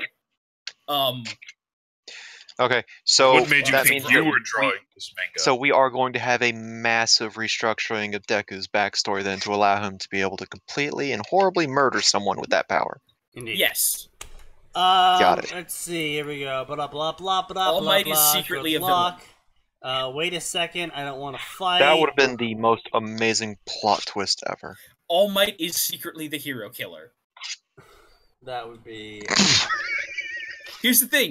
You could even see it too. No. That would be not no. at all. I can't. Not. That would be hilarious. Not if you know anything about Stench. Like, Stain. Stain, whatever, dude. Yeah. It's But like, Stench. have you read the first 3 chapters of Hero Academia? Yes. Shut the fuck up, you lying whore. Blah blah blah. I don't want to fight people, but they attacked him anyway. The captain reached Ichigo and began his barrage of swings and slashes. Wonderful. Someone who can't do a fight scene either. If you can't write a fight scene, maybe don't write Bleach or Naruto. Yeah. To his surprise, the Vasto Lord was a lot faster than anticipated. The ultimate hollow evolution is faster than I thought it would be. Also, I did love how they're like, oh, well, really fast Soul Reapers can do this thing called a flash step. It's like, oh, crap. And only Soul Reapers can do it. Oh, this is kind of a problem. The Quincy and the Hollows have something to say about that. Well, no, because it's like, oh, they all have their own special little version of it, because otherwise they would all just do the teleport behind you. Yes, indeed. No hard feelings. Yeah, hang on. I'm gonna go check something, because, like, there was something about the Vassal Lorde here that always bothered me, and this little reaction just cemented it. I'm pretty sure it's mentioned Vasto Lordes can kick the shit out of just about any one of the captains. Oh yeah, no, Vasto Lordes were like, oh yeah, they can 1v1 fucking the old man. Yeah, so it's like, hey, if you can get 13 Vasto Lordes, you could theoretically just take over this. You thought Boku no Hero, I thought Warhammer 40k. Nice, Isley. What do you think about the Hollows would work against the Ultra Smurfs? It wouldn't. Yeah, I was gonna say, here's the problem. The Ultra Smurfs would see a Hollow and would be like, that airs chaos. And they'd kill it. I think the only advantage the Hollows might have would be that only Psychers could see them. I tracked down the panel where Ichigo gets the rundown of the 3 Minos classifications. Yeah. You want to know who's telling him this information about the Vasto Lord? I don't it's know. Agaya. Of course. You know, the one who's standing here like, wow, this thing is dodging my attacks. Can we please...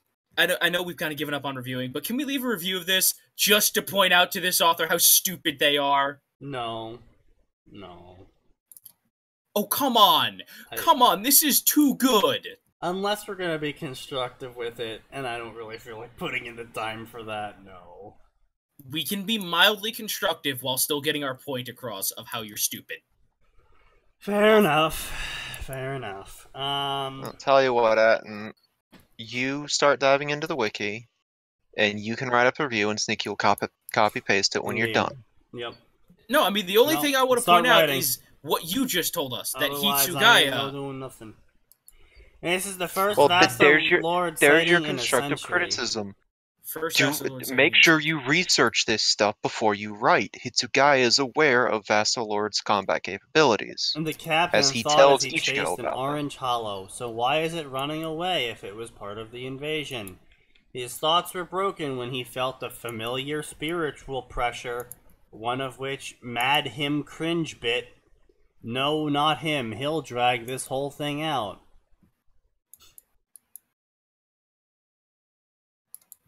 Now I just want Kenpachi to have both Ichigo and What's-Her-Face hanging off his shoulder. Yes! I'm sorry, wait, hang on. What did I just miss? The small little Smurf girl, who was apparently, like, stronger than Kenpachi. For the record, she is the greatest of the Ultra Smurfs. You know, I'm pretty sure she would just immediately try and make friends with Ichigo. That's what I'm saying! It would be great if Kenpachi just walked around with a Vasto Lord chibi on his one shoulder, and What's-Her-Face, Destroyer of Worlds, on the other. Actually, I like her. She's not actually stronger than him, but her Zanpakuto is terrifying enough that she probably could beat him if she put effort in. It's been a while. All I remember was being actually, like, legit terrified of it. Yeah, look it up. Yeah, I'll go find it. I think it was based on something, the power of belief or whatever. And because her Zanpakuto was essentially, like, 3 imaginary friends, except these are murderous imaginary friends. Oh. Gotcha. So her Zanpakuto is the Happy Tree Friends. Yeah. Got it. Power abilities, section. Zanpakuto. Oh, that's another thing. Like, when she used her initial release, she didn't give an order for it. She's like Gin in that she doesn't actually need a command to release it. So that's already terrifying enough when you find people like that. Yes, sorry, it's 2 creatures. Why do I have to yell my special attack? What if I just did special attack? But I always like Gin. Like, he never needed the command. He always just changed it up just to fuck with people. So what's her swords? So it creates 2 creatures to fight beside her. One is a big ass skeleton that carries a dagger that has another blade coming out of it. Okay. The other creature is a big fat furball that has a cleaver. So when she attacks, the creatures mimic her movements with their own weapons. Okay, the small got you. creature, the small fluff ball will hit first. The large one will hit after hers.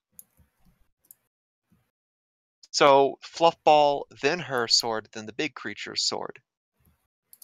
So even if she misses, the other 2 will probably hit.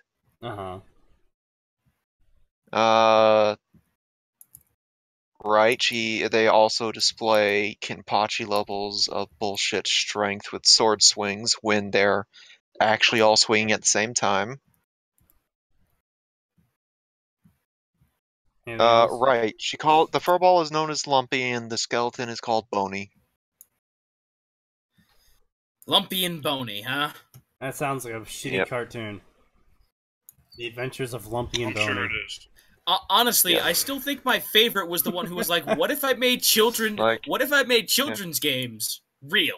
In fact, I think the only reason I was actually like scared of her release was because of the creatures' designs. I'm gonna just stick this in shit posts for you fellas. She discovered the ultimate technique in shonen, not shouting her attacks. Everyone's doomed. Yes, Isley. Everyone is doomed. We're all gonna die! Anyway, let's keep going. Okay, so blah blah blah blah blah. Kenpachi, Ichigo was running, stopped and stared not at Ichigo but above him, backed away, turned around, saw a large man with pointy hair, mad grin, eye patch, big man stared down. Pipsqueak hollow, he's fast, but he's still a Vasto Lord. This little guy's a Vasto Lord, that's kind of unbelievable, hard to tell. I can feel his spiritual pressure, but he doesn't know how to use it. He looks kind of cute, Kenny. Pin-haired girl sit on Kenpachi's shoulder, oh well. Mad grin, 3 captains were no strangers to Kenpachi.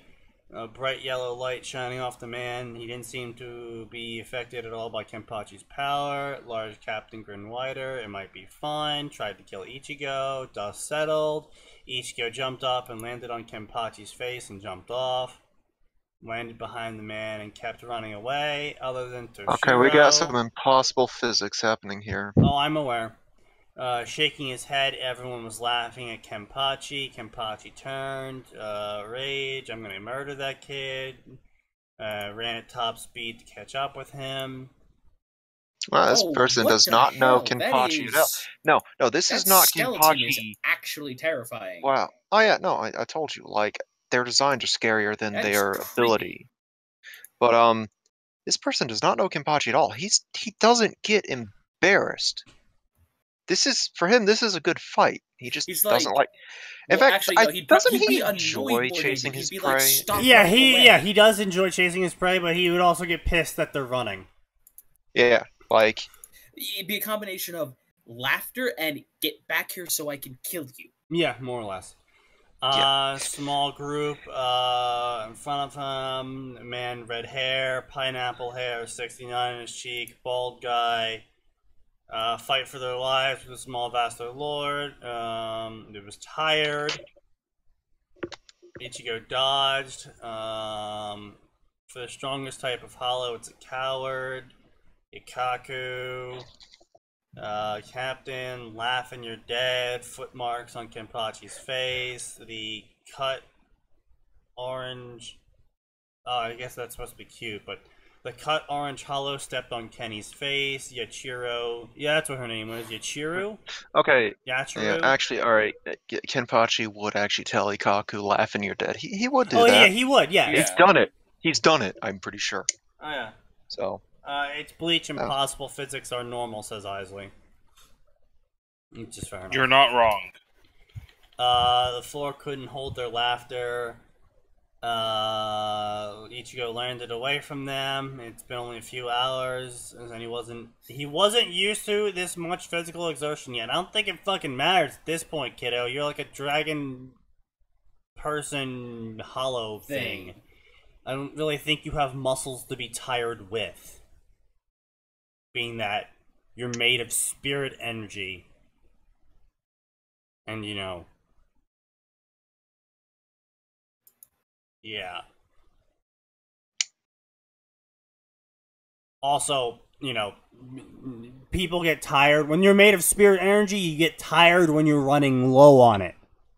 And as a Vasto Lord who hasn't casted a single fucking ability, but apparently has immense spiritual pressure...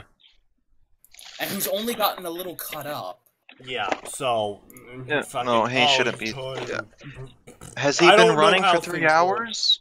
Has he been running for 3 hours? No? Then keep going. Like, he could run for a whole fucking year. He's a Vasto Lord. As long as he's not using any fucking abilities or getting hit by shit, it really doesn't matter. Actually, wasn't that a thing, like, that fucking runner that's meant to drain someone of their spiritual energy is like, I could keep going on this for, what, like 6 weeks or something? Something like that, yeah. Well, I mean, think of how long they spent in, like Ichigo spent in Soul Society. He didn't need to eat. He didn't need to sleep. Yeah. The only reason he ever had to sleep, quote unquote, was to actually. It was more of a mental. I need to kill some time while I heal. Yeah. But yeah, no, it's just like, but at the same time, like all the, like you couldn't. I don't think you could die of starvation, but you could certainly feel hungry. In the Soul Hollows Society? do. No, in Soul Society, like. Oh, in Soul Society. Because, like, everyone's begging for scraps of food and shit outside. Yeah, it's like, you can't die from it, but yeah. you can certainly feel hungry. Which is actually pretty freaking cruel when you think about it. Yeah. Hadoken, Blast knocking him away. He shook off the shot. A raven-haired girl landed in front of him. So you're the Vasto Lord. You look like a child. Who are you? What's your name? My name's Ichigo. She never heard a hollow that possessed a name later in its life as an Ajuka. Ajucha. I think they're fucking up. Ajuka? I think they're fucking up more than I am when it comes to this shit. Ah. He never heard they possessed full names as Vasto Lords. Fine then, I am Rukia Kuchiki. Tell me, why did you lead an invasion? My followers, they dragged me here. I was walking around until I stumbled upon them. I didn't want to fight anyone. Kuchiki, do yourself a favor and get out of my way. Ichigo was too tired to move and didn't know what to do. The Soul Reaper brought down his sword. When everything stopped, Ichigo looked around and noticed that it wasn't just the man that stopped, everything stopped. What happened? Okay, oh, great, does he have time-stopping powers now? Okay, I'm done sulking. A familiar voice. He was face-nosed with Orangey. Orangey, where have you been? Why are they trying to kill me? These guys are Soul Reapers. They kill Hollows, as Hollows consume others to become stronger.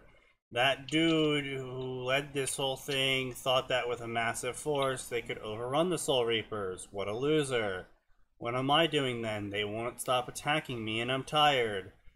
Okay, chill out, young grasshopper, Orangey said in a Chinese accent.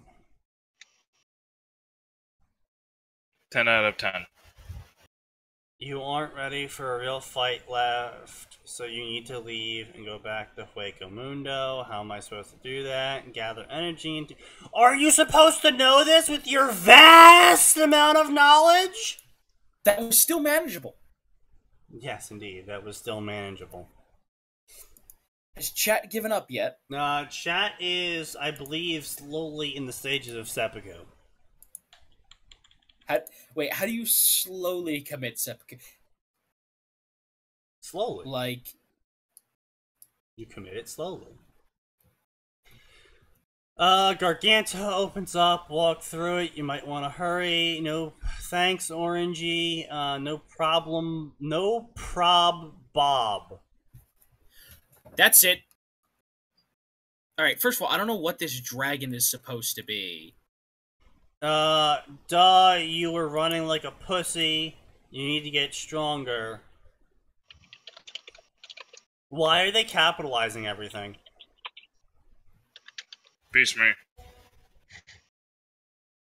That is the least of our problems. There's the first chapter. This was on request. I just read bunches of Bleach stories where Ichigo becomes the Hollow and decide to make my own version. I don't know how long it will be. Oh, good. You have no plan. Ichigo is a permanent chibi. I'll take OC characters, and Ichigo is going to be godlike. Alright. If you guys liked it, punch that follow fave button in the face like a boss. High fives all around. Jacksepticeye whoop-pish noises. But thank you all, and I'll see you dudes in the next video. Clears throat. Sorry, I watch a lot of Jacksepticeye. I couldn't tell. I'm sorry, my ears started bleeding. What just happened?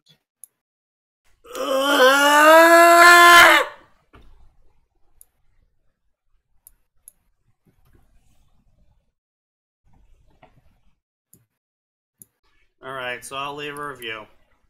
Yeah, typically, people do research about the fic they are writing for.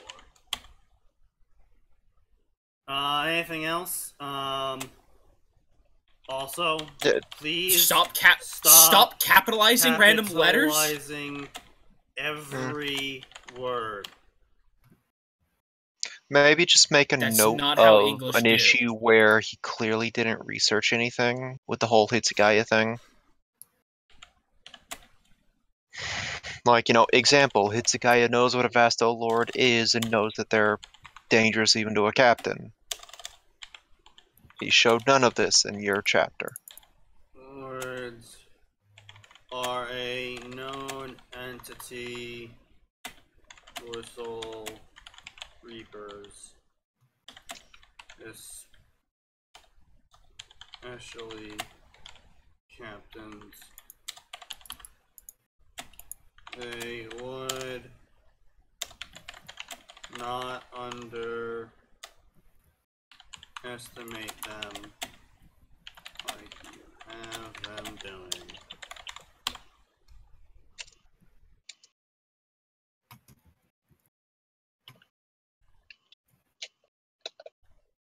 Alright, anything else to add? Not really. I mean, we covered the point. Stop capitalizing random words. Don't make up nonsense. Your author's note is cringy.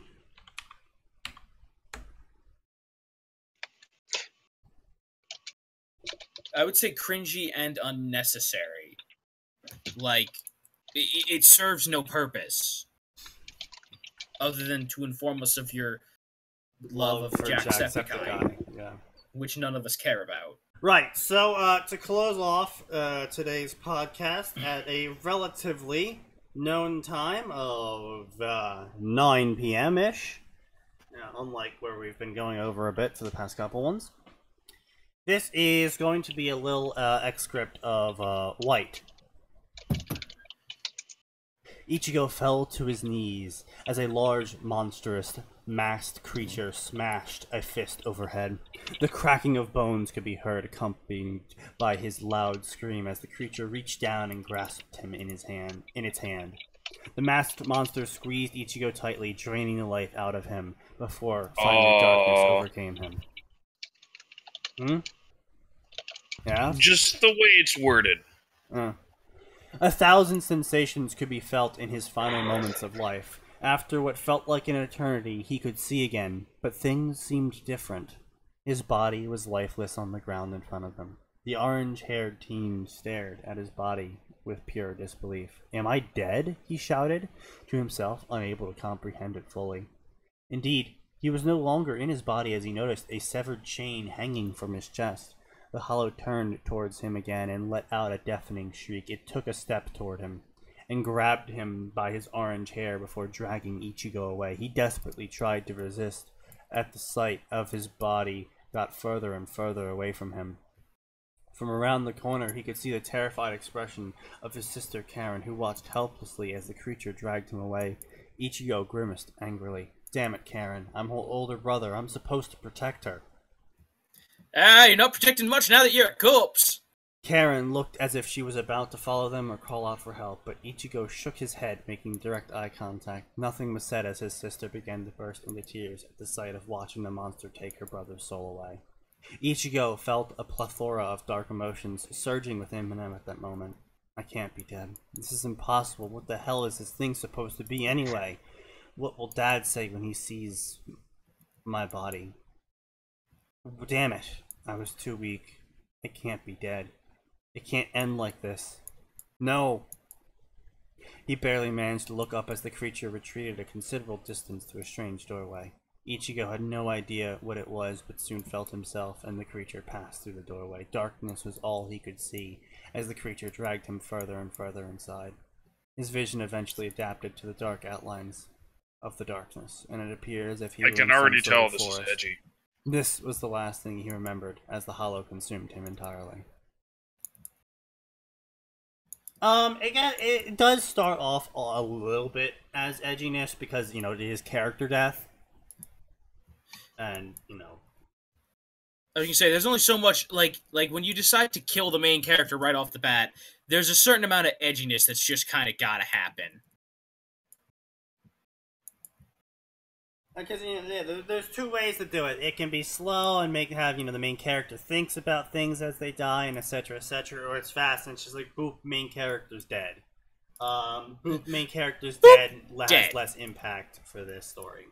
So they went with the long form, they slowly die version. I don't know why, I just really like the way you said it. Boop, you're dead. Yeah, pretty much. Boop. Sometime later, strange visions were all Ichigo could see as he felt an emptiness consume his humanity.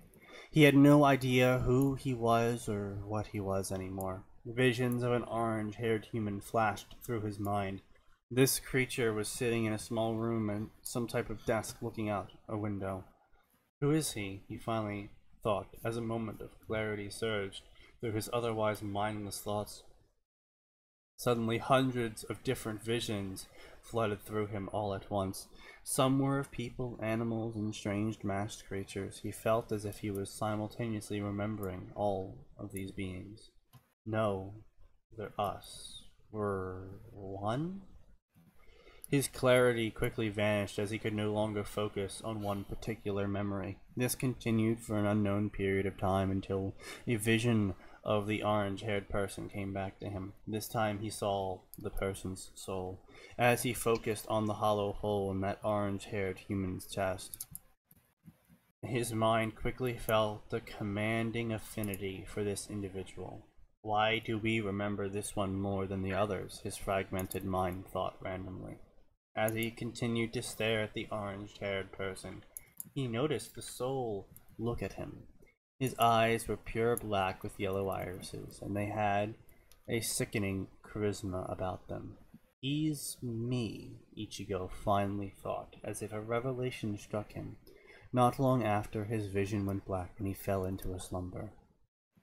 He woke later in the darkness, not fully aware of where he was or who he was, but memories of the orange-haired person were the only clear thought he could focus on.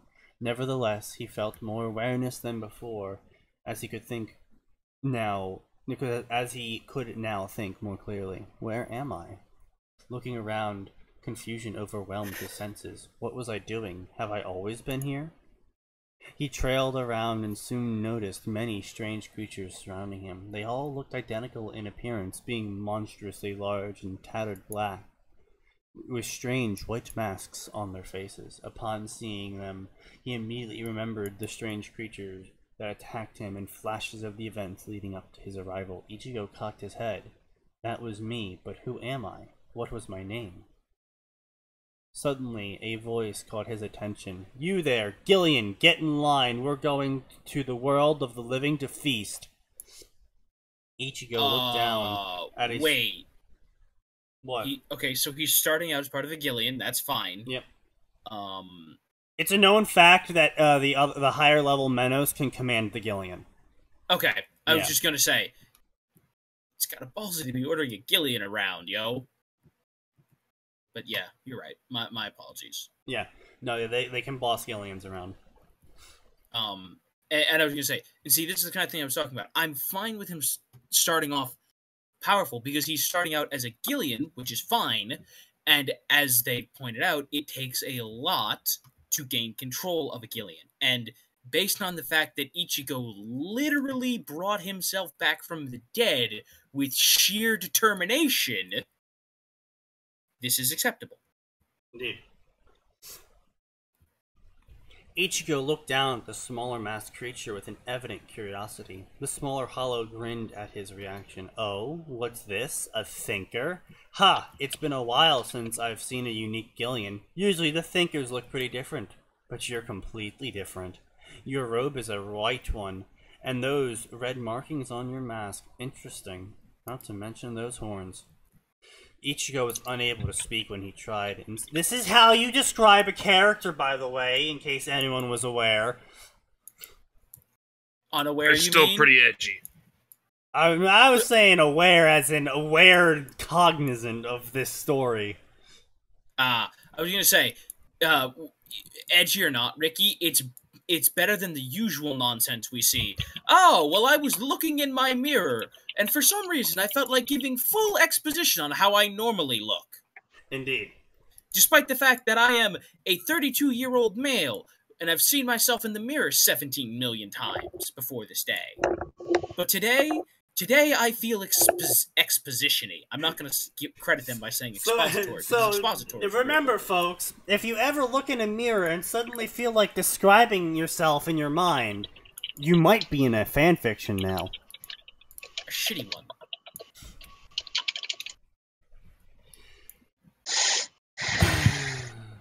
There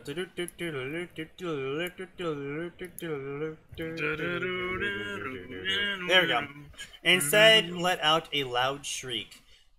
The smaller hollows laughed at him. There's no need for you to speak. You will simply listen, White Gillian. You're a Menos Grande, and you answer to me.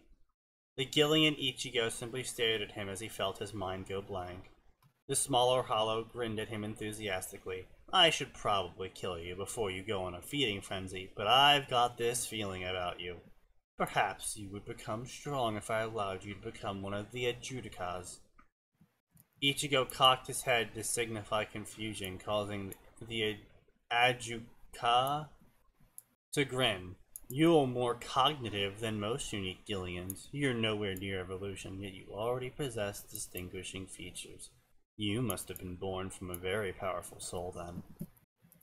The white Gillian Ichigo nodded its head, prompting the Adjudica to grin enthusiastically. Maybe I should eat you, then, becoming one step closer to a Vasto Lord. Pure instinct seemed to take over as Ichigo charged, a massive beam in his mouth. A smaller hollow laughed at his display. You think you can challenge me already? You should mind your place, Gillian. You'll need to become an Adjudica first if you wish to fight me. Without hesitation, the Sero fired from Ichigo's mouth. Overly aggressive Ichigo. Here we go. It was quickly countered with one of its own, creating a flashy stalemate. Afterwards, the smaller hollow seemed surprised. It would seem our Seros are evenly matched. You are very strong, especially for Gillian. I'll spare you then, White Gillian. You'll make a great addition to my army. Ichigo didn't seem to process much as he simply accepted what the other hollow was saying. I'm real curious as to who this Adjudicas is that's like, I'll let this threat live. I think it's more like, ha ha ha, I'll wait till he's weak and then eat him kind of thing, but until then he's a useful tool. Okay, I was gonna say, okay, so we're going Sith route here. Yeah. I could probably beat him, but I'll wait. I'll be on the safe side. Yeah. Adjuga pointed his claws hands at the other Menos Grande as he fell in line. He felt a smaller hollow land on his shoulder. I think I'm gonna call you White. We have much to do in the world of living. I'm going to need your help in case of a bunch of pesky Shinigamis appear. The nearly mindless Gillians all filed together as they approached a massive Garganta. The Adjuga made Ichigo through first. A brief stroll through the darkness, reached up and ripped open an opening into the world of the living. Stepping through, locked onto a powerful source of Yatsu.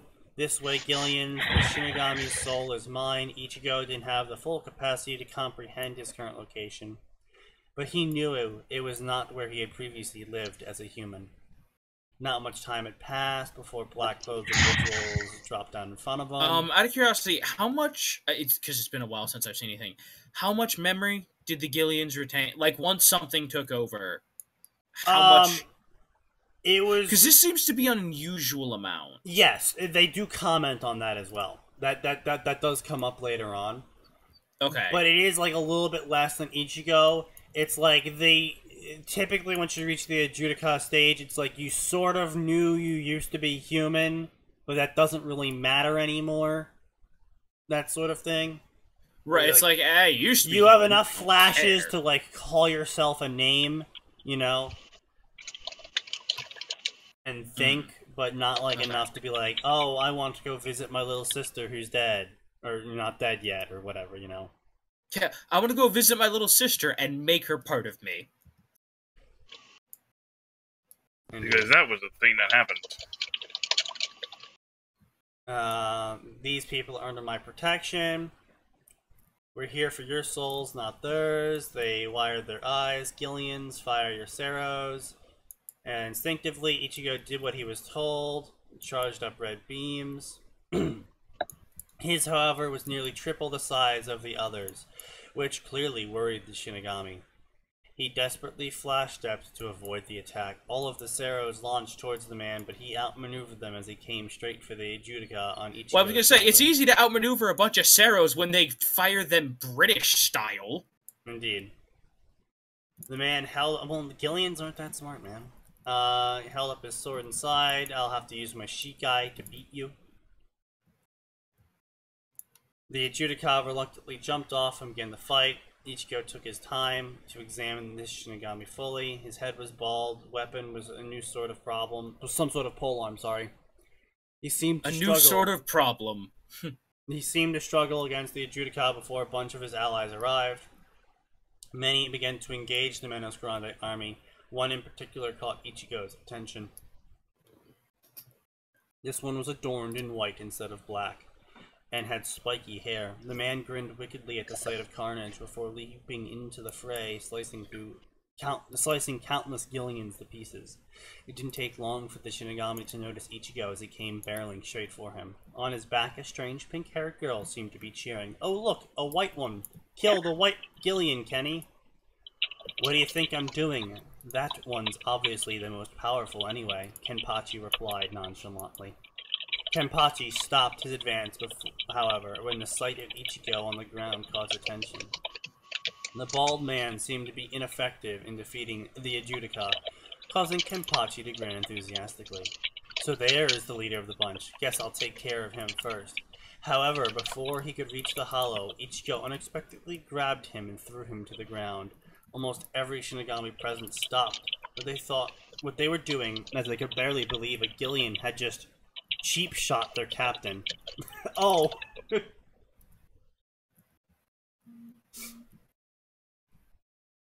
Good fight scenes though, you know?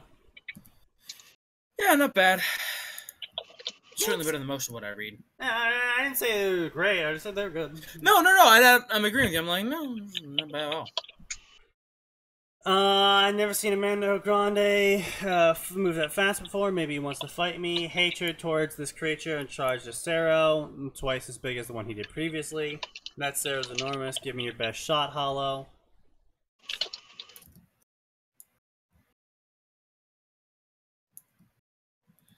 Yeah, so, you know, you get the idea. It's a good story. You know, Captain hits a guy that shows up.